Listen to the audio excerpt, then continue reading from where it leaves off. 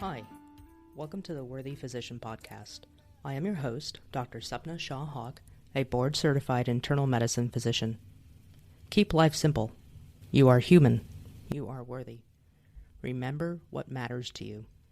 Our goal is to help physicians remember this and to make it a reality through addressing various components of physician burnout via podcast. This is meant to be used as a tool to help guide physicians. It does not take place of professional medical help. Opinions reflected in this are my own. Tell me, what's your name and what are you currently doing in your medical career? Yeah, my name is Maha Mohamad. I'm one of the rheumatology fellows here at KU, Kansas City University of Kansas City. I'm doing my rheumatology fellowship and I'm about to get done with my first year. I still have one more year to go. And I'm looking forward to starting a new chapter soon.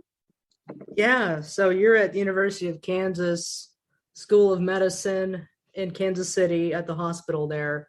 That's and correct. you're a first year rheumatology fellow. Uh-huh. And how are you liking it so far? Oh gosh, I love it. It's one of the very interesting fields of medicine.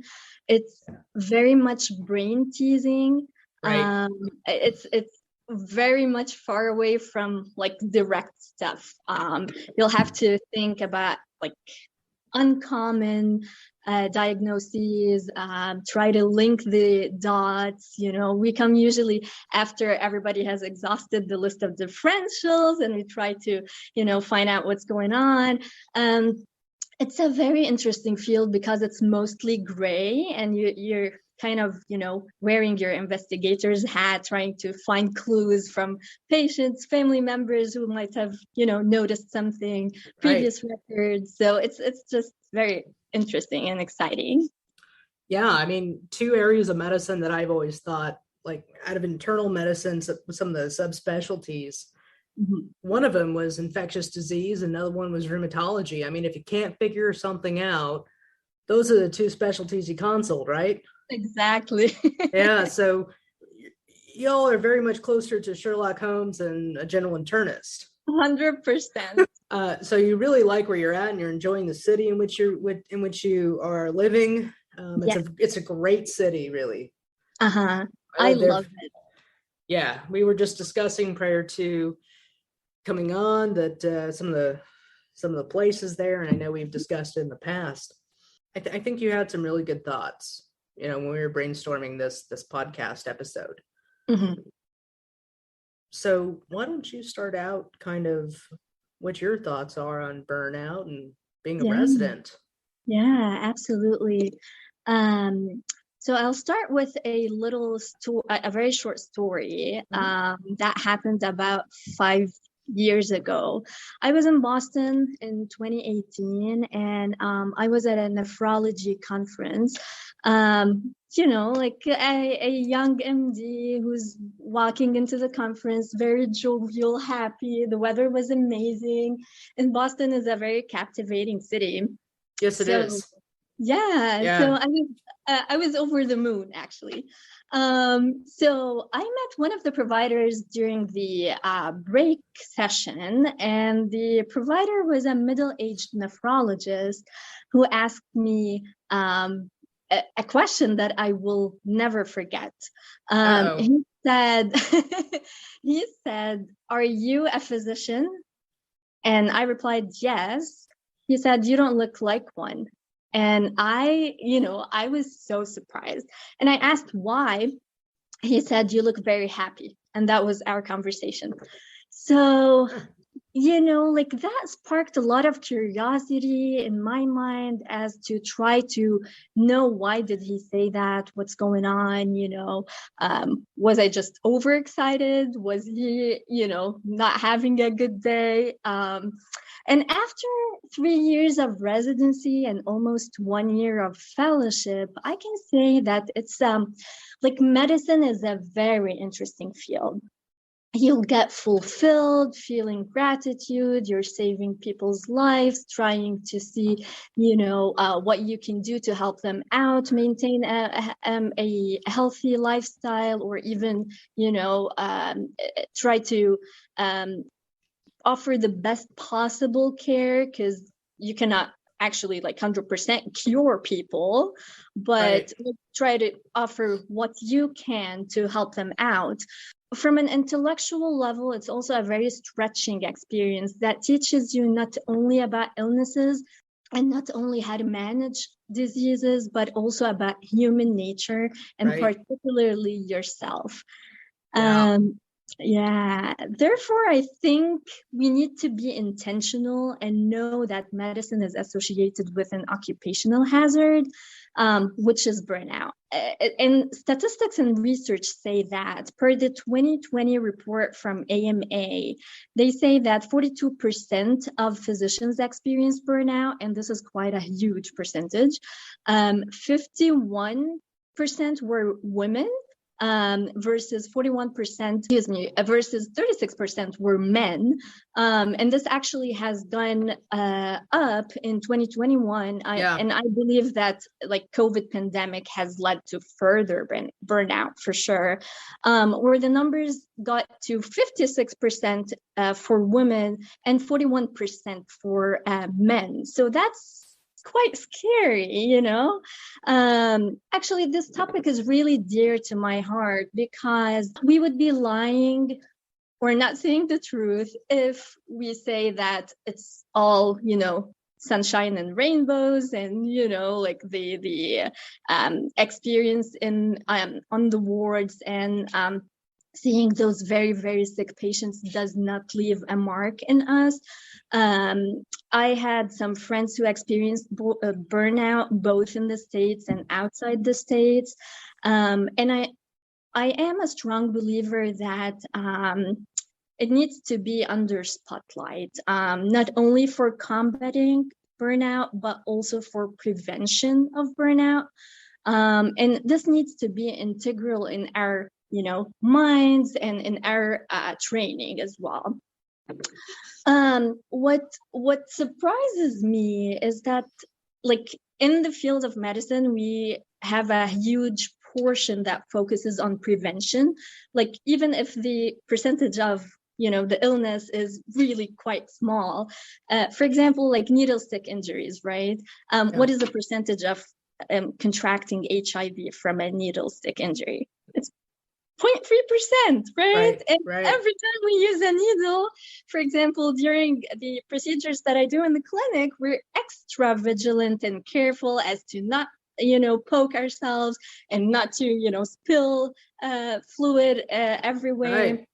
And try to just immediately go to the sharp box and just dispose that needle. And this is for a 0.3% of risk.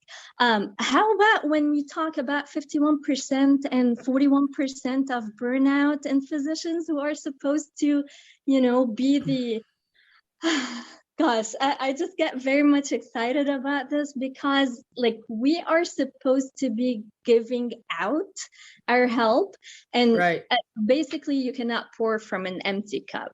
Exactly. And that's a good point. I mean, the system has to change, and the question is how. And the mid-levels, the physician assistants, the nurse practitioners have really figured that out. Number one, I think because they have the representation through special interest groups, they really have solidified and they come together. Physicians are not very good at doing that at all.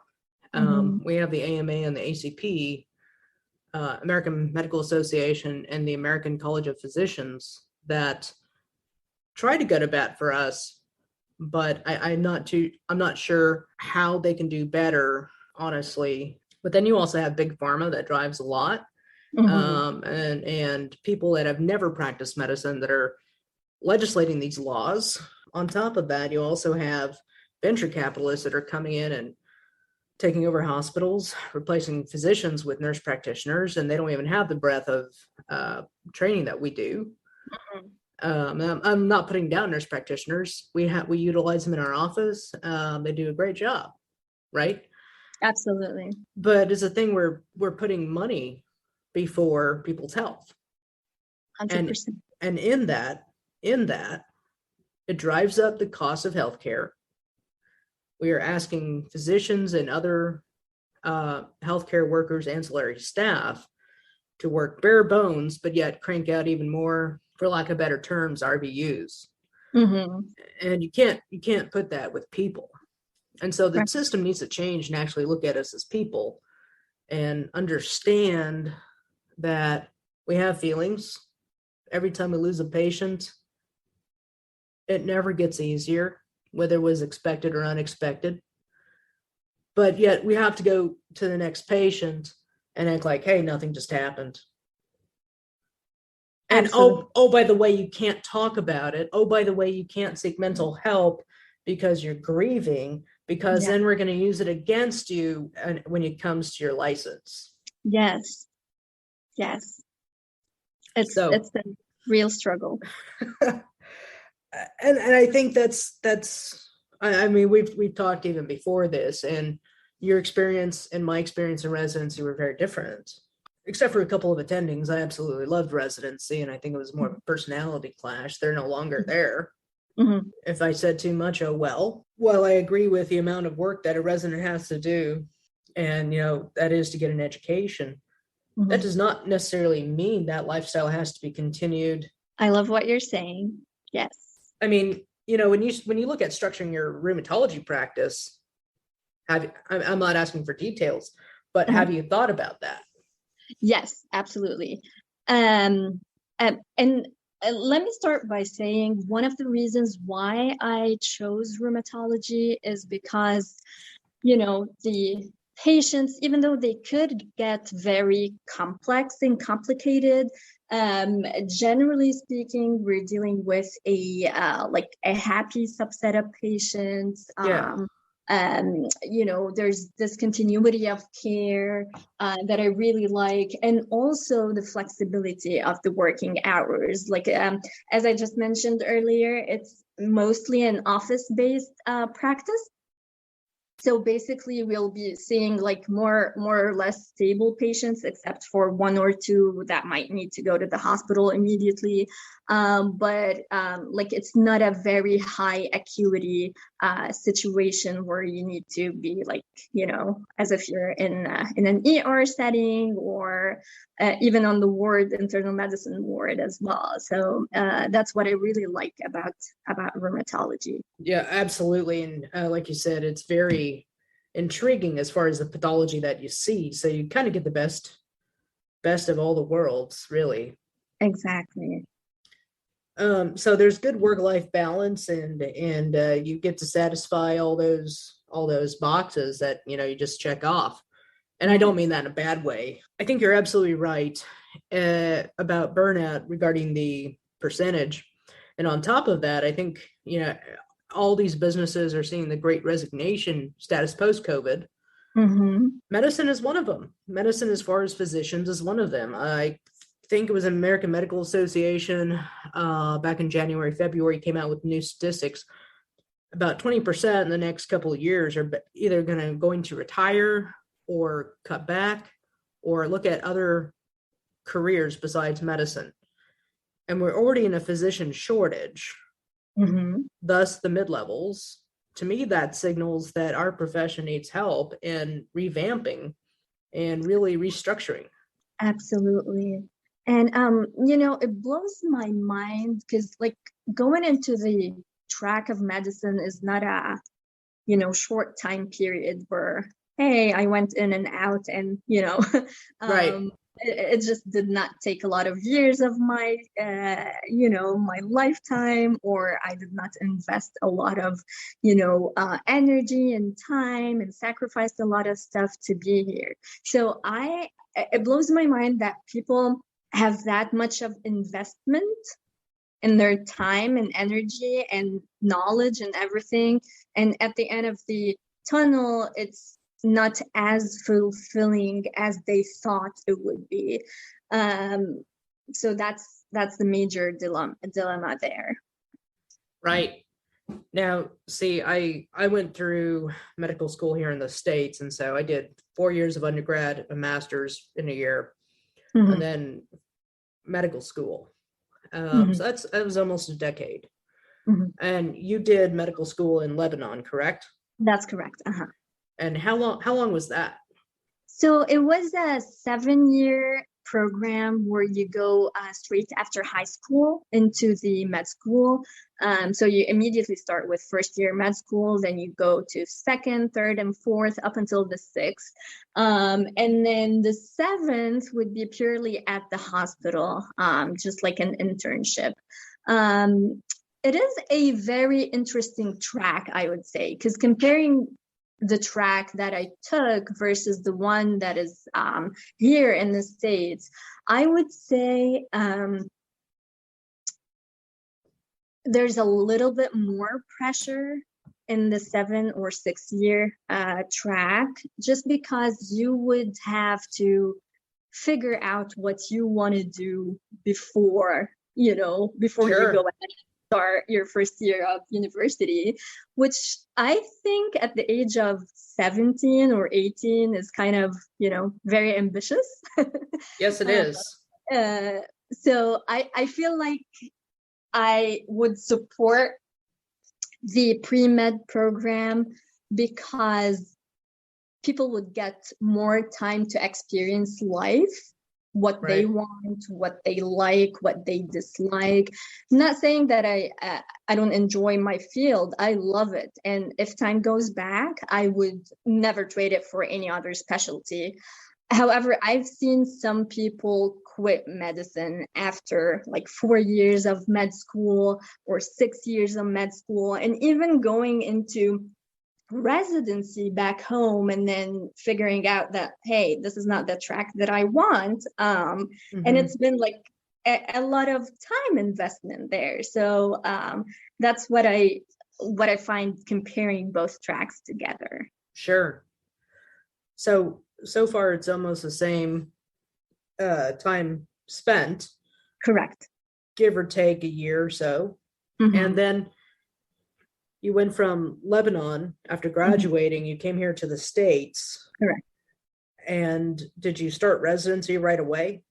I did not start residency right away. I invested my time in a lot of research and did a lot of U.S. clinical experiences, basically. So I moved almost all across the States. I've been in so many places, been to Boston, been to New Orleans, Louisiana. I was in Toledo, Ohio. I was in all good places. All good places. So I just love this experience. And again, I would never trade it with anything else. No, but how many years did you spend moving across the U.S.? About 3 years. So you take 7 plus 3. And that was all on your dime. Yes. And then you started residency and you actually got a paycheck. That's correct. And now you're in fellowship. That's correct. That's a decade. Yeah, exactly. Right. And so that puts you behind the 8 ball, a decade of not earning. True. Not having any type of investment. And you can't tell me that you just did it for the money, right? Of course not. I mean, you can do business or become, a CPA in less time and make a hell of a lot more money. Oh, yeah. Without the pressure. Yes. Or the liability. 100%. And yet, if you had gone through the U.S. system, you might be close to $500,000 in debt. Yes. So, I mean, I think that also adds to burnout. And they didn't give you a Mercedes when you graduated medical school or residency, right? Oh gosh, I wish. But I mean, just to break the stereotype. Yeah, it would be a cool gift though. But it would be a cool gift. I think we got a captain's chair. That's true. which is in my office. Yeah. So I mean, and I'm bringing this up to show that it takes about a decade to get to where you want to be. Yes, absolutely. And you lose out on a lot of things, a lot of life experience. Yes. And then at the end of the day, we sign up for the system that is treating us like absolute shit. And I think you had a good point. as a resident, how does one practice self-care? Because you're working about 80 hours a week. Yes. So I had to do a lot of, like reflection, self-talk, kind of, have this secluded moment to myself to try to come up with a guide for myself, because it's not easy. No. Nobody teaches you that. No. Nobody shares that experience. And you're kind of, expected to be that hero who has 100% energy 24/7. You know what I mean? So Yeah. it's that image of over achievement and overproduction and over everything, and I think it just poisons the reality of medicine, because that's not real. Right. That's beyond a human nature. Even a computer needs some time to, like to start working. So Right. it's purely impossible. So what like my guide to myself, and I really hope that this would be helpful to other providers or other, young budding physicians, residents, and even med students. I think the first year of everything would be just trying to keep your head above water. Just try to survive the first year, because like with a new year comes new responsibilities, new expectations, new atmosphere, sometimes a new electronic medical record system, which adds to burnout. Right. So lots of variables. So I think just knowing that, keeping your head above water would be a great concept, at least during the beginning. So what I would say is, if we divide that into two categories, first category is eliminate, and the second one is cultivate. And with eliminate, I think it's really important that we should totally forget about perfectionism. Like it's just detrimental not only to our health, but to our career, to our performance, to everything. It's just a myth that I really wish that nobody has talked about it or even came up with this term, because it does not exist. Right. The second thing, I think we need to eliminate comparison, because, like we're always taught not to compare apples to oranges. Mm-hmm. Everybody has a totally different experience, totally different background, culture, life experiences, stories. Everything is different. Like, right. like I can never be you. You can never be me. Everybody has a unique package of things, and I think this would, if we just change the concept of comparing people to each other, to actually like sitting together, talking together, having those rich conversations, I think the atmosphere would be way, way more productive and way, way more rich.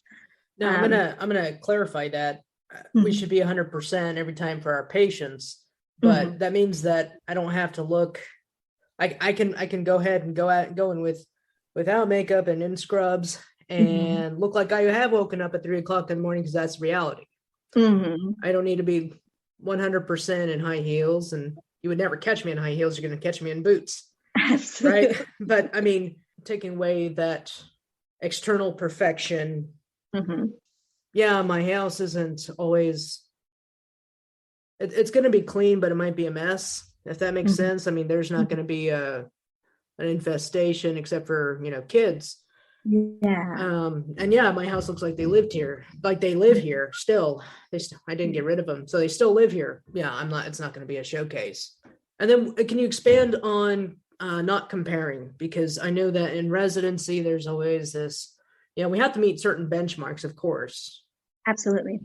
But can you expand on not comparing? Yes. So if we start from the thought that different people have different personalities, I think this helps us not judge other people. Because I think based on observations, lots of people get either judged for being quiet or, thought of differently, or, just because of the mere fact that they're not, what is the word for it? I can't find it right now, but they're not that vocal. Mm-hmm. Does not make people less of efficient, productive, or, all of the positive attributes that every medical provider has. Mm-hmm. I think that would be the essence of in residency. I think one of the pitfalls is that the more time we spend with each other, the more we feel like family. Mm-hmm.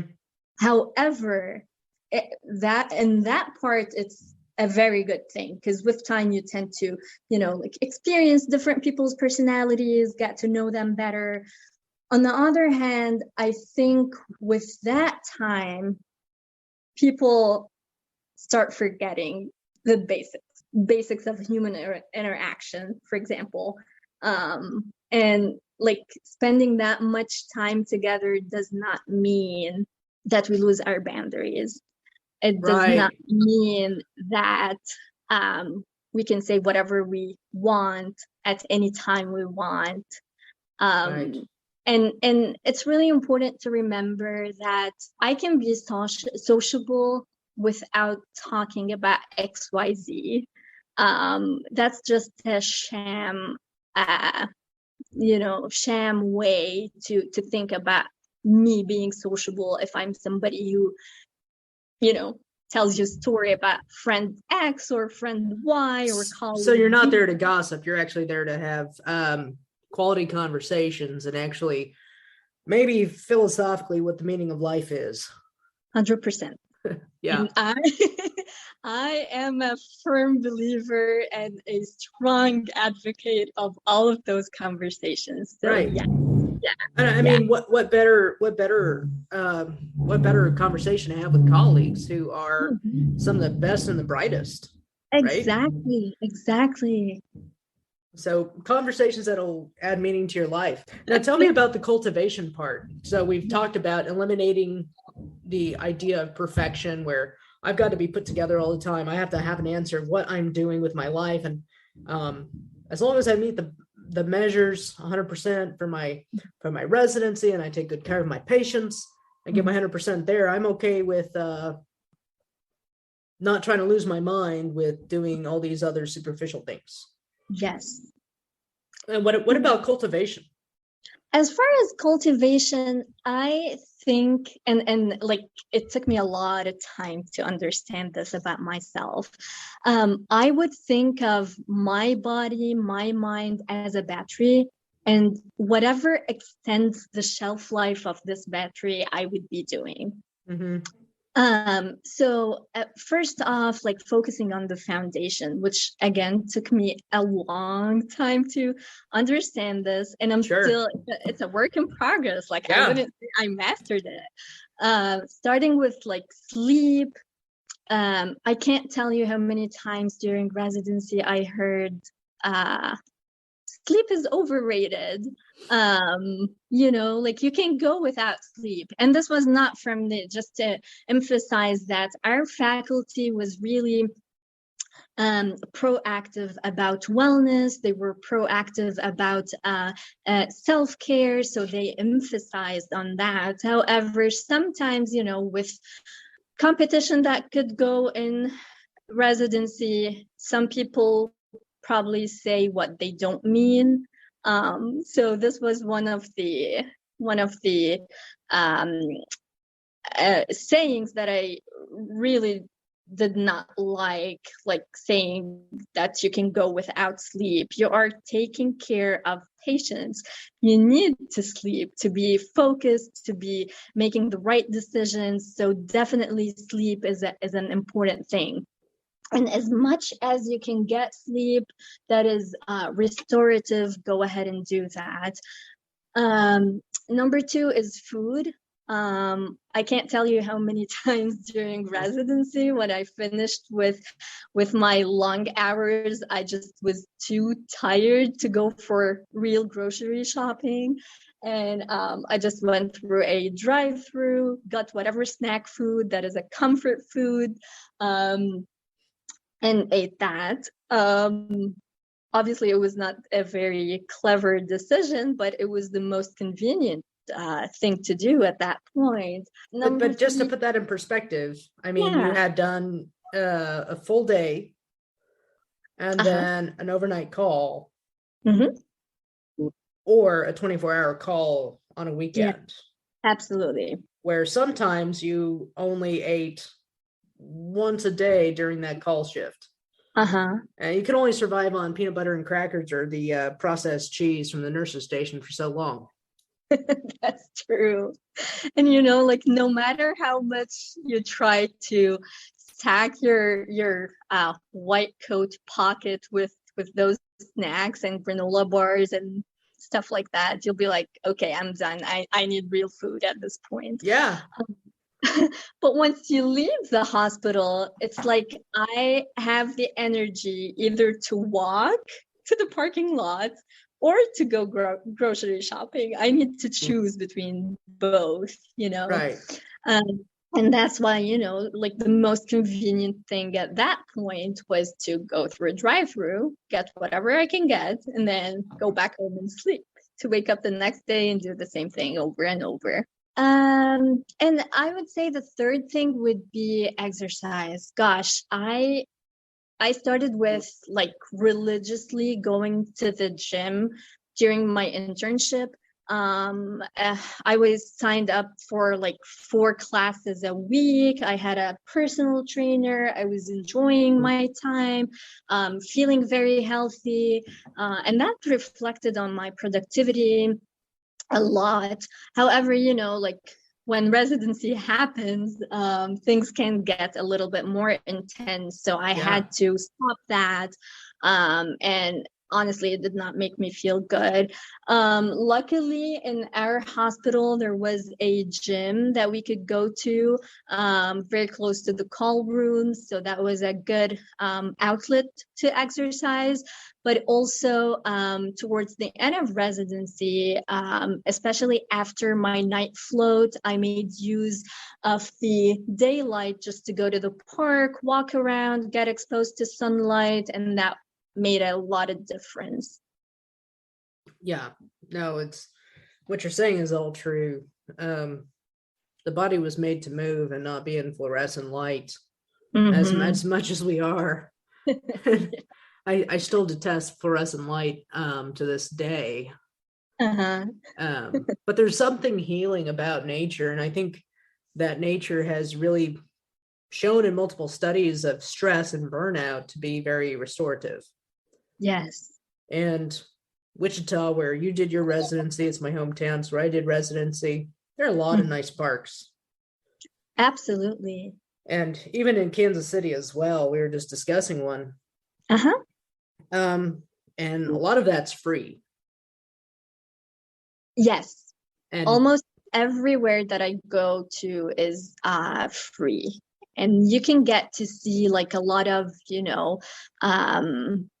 like different types of species that live there, including deers, and this is something really cool about living in Kansas. I think we're exposed to a quite good number of parks and hiking trails and outdoorsy activities that makes you get that kind of balanced life whenever you seek it out. What have you done in fellowship to maintain your sanity and self-care? That's a very good question.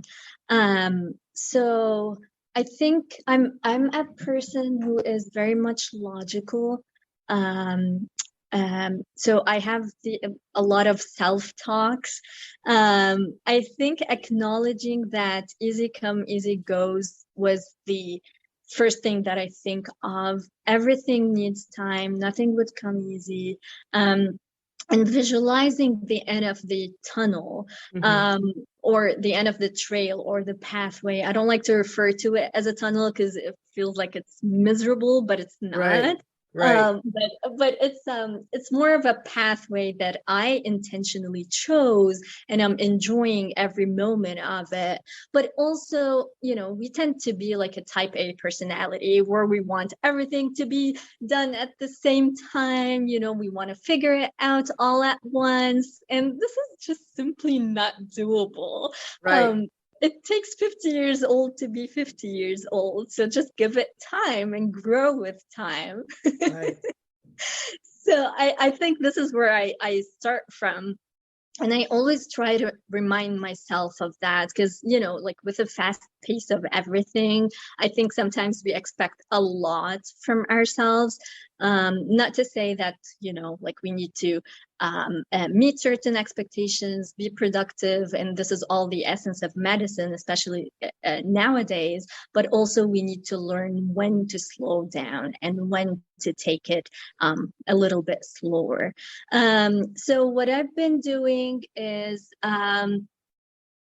finding out what is my pattern, because I'm still in that phase of finding out my personal pattern, knowing what restores my energy, what fills my tank, trying to spend as much time in nature, try to be more active.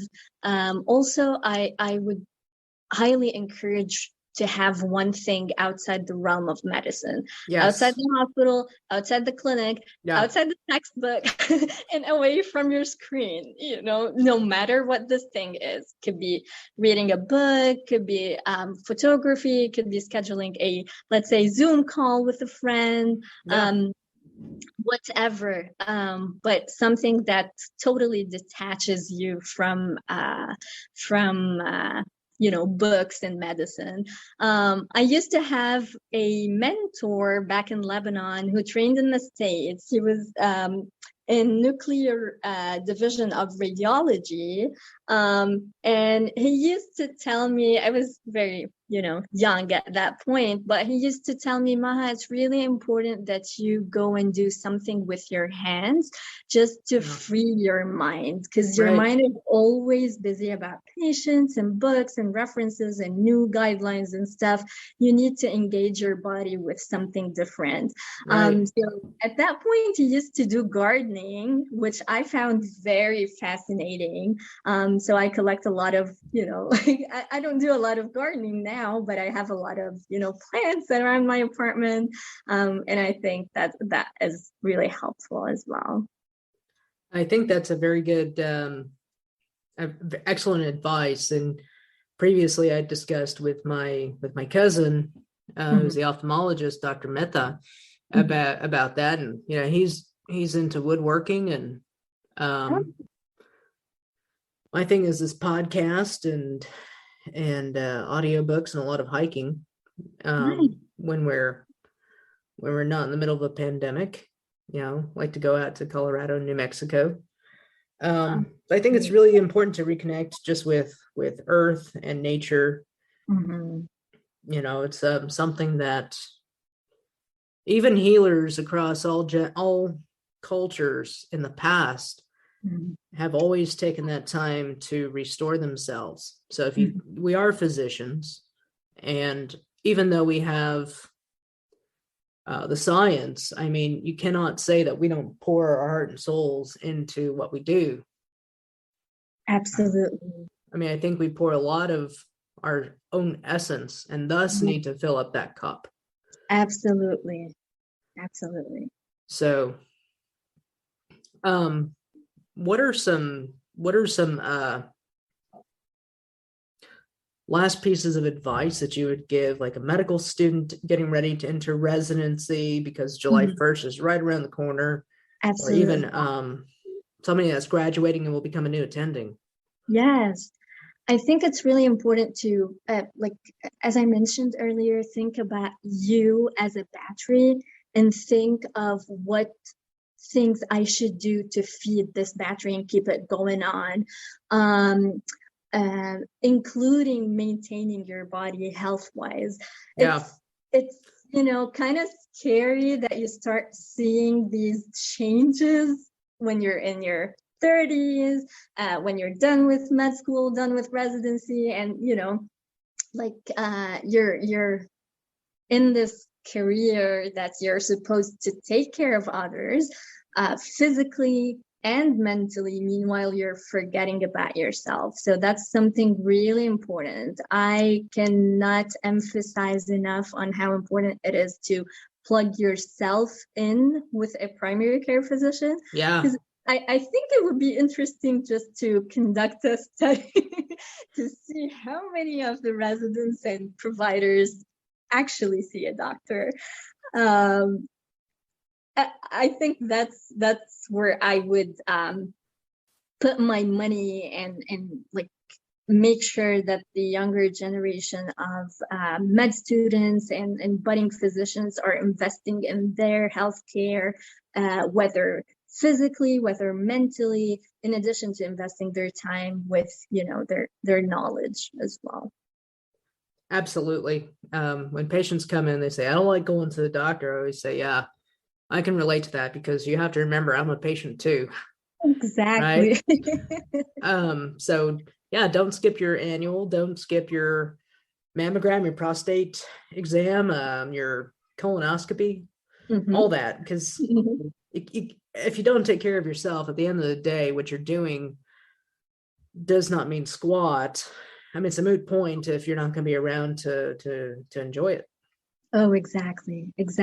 And if you don't find joy in what you're doing, just sit with yourself, like have this self-talk, reflect, talk to others, like seek out their experience, because everybody has went through this experience. Not everybody talks about it, right? But it's very common. Like seek out these deep conversations and stir up those like sparking discussions. It's really important, and you'll see that it's not always rainbow and sunshine. It could get really, really intense, but at the end of the day, it's worth it. Yeah. And if you're not happy, you're in charge of your own life. Figure out, what will make you happy. Exactly. Nobody's going to, well, if they're true friends, nobody should really put you down for trying to make yourself happy. Yes. And if they're doing that, you need new friends. Yeah, absolutely. You are okay to change the circle, expand it, make it narrower, like do whatever you need to do to take care of you. Just don't cut yourself off completely. We know how that ends, and it does not end well. Absolutely. So are you giving the listener permission to put themselves first and say self-care is okay? Is that correct? Oh, please do. And it's not selfish at all. Yeah. I know some people have families during residency, have newborns during residency, but you come first. Remember, to be able to give to your family, to be able to give to your patients, you need to be a whole. You cannot be, disintegrated. You won't do a good job. And it always comes back to boundaries. Absolutely. Well, I really do thank you for your time, and thank you for coming on. I know you're busy. Oh, thank you so much. I had a great time with you, Sapna, and I really want to thank you for what you're doing. You're shedding light on the real aspect of medicine that would change people's lives. This is really important to talk about because, again, it's very rare to talk about, and this makes the conversation really precious and valuable. Well, thank you very much for your insight and time, and thank you for joining us today. This concludes the podcast. Subscribe, tell a friend, follow us at www.theworthyphysician.com. Remember, you are worthy, you are human. Take care.